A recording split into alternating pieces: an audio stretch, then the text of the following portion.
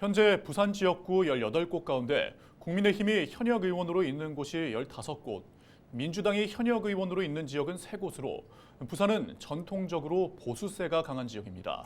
거대 양당 모두 공천 작업이 속도를 내면서 총선 분위기가 뜨거워지고 있는데요. 이런 과정 속에 21대 총선, 선거 지형에는 어떤 변화가 있을까요?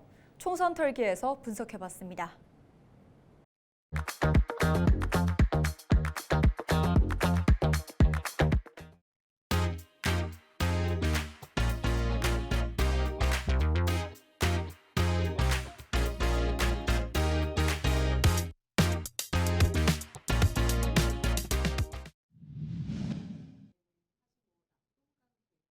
부산의 경우 민주화 이후에 단 한 번도 민주당 계열의 정당이 과반 의석을 차지한 적도 없고 이렇기 때문에 이번 선거에서도 물론 국민의힘이 상당히 유리할 것으로 판단은 됩니다. 하지만 낙동강 벨트를 중심으로 한 민주당의 약진과 민주당 후보들의 인물 경쟁력 측면에서 이번 선거는 21대 선거와 약간 다른 면도 나타날 수도 있다.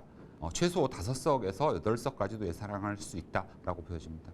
네, 공천 과정이라는 것이 결국 국민의 대표자를 선출하는 과정이기 때문에 그것들이 무난하게 진행되기는 상당히 어려울 것 같고요. 물론 많은 예비 후보자들이 선거를 준비하고 있다가 중앙당에서 단수 공천으로 전략 공천의 형태로 내려오게 된다면 예비 후보자들이 겪는 그동안의 노력에 비해서 혼란은 상당히 많아질 것으로 보여집니다. 하지만 정당 중심의 선거가 이루어지기 위해서는 공천 과정에서 탈락한 후보자 혹은 전략 공천 과정에서 뒤로 빠져 있었던 예비 후보자들에 대한 지원을 어떻게 해줄 것이냐라는 것들이 상당히 중요할 것 같습니다. 조국 전 장관이 부산에 와서 신당을 창당하겠다라고 선언을 했죠. 물론 뭐 부산이 고향이고 이곳에서 고등학교, 회관고등학교를 졸업했기 때문일 거라 보여지고요. 조국 전 장관이 창당 과정에서 이야기한 것처럼 지역구의 후보자를 당선시키기는 상당히 어려울 것 같고 비례대표 국회의원 선거에서 정당 투표에 의한 지지를 확보하는 데 노력을 많이 기울일 것 같고요.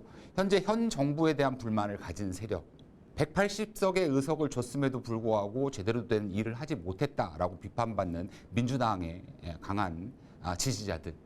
이 두 부류에서는 조국 신당에 대해서 상당한 지지가 유출될 수 있다라고 보여집니다.